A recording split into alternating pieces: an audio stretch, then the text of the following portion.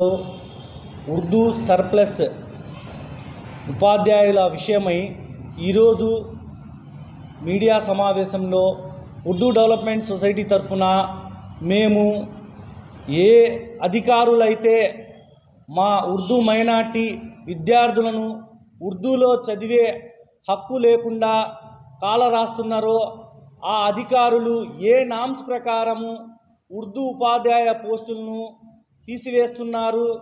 అదేవిధంగా ఉర్దూ మీడియం స్కూళ్ళను ఏ నామ్స్ ప్రకారము English medium స్కూల్గా ఏ అధికారంతో వాళ్ళు ఉర్దూ మీడియం స్కూళ్ళను ఇంగ్లీష్ మీడియం స్కూల్గా మార్చారు.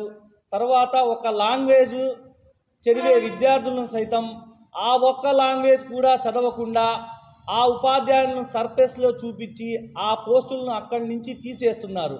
మరి మా మైనార్టీ విద్యార్థులు ఉర్దూలో చదువుకునే హక్కు లేదా? ఎవరిచ్చారు ఈ అధికారులకు ఈ అధికారం?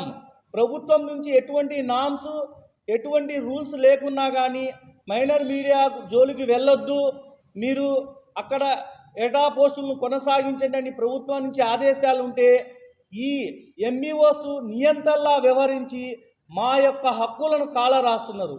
కాబట్టి వాళ్ళపైన ప్రభుత్వము కలెక్టర్ వాళ్ళు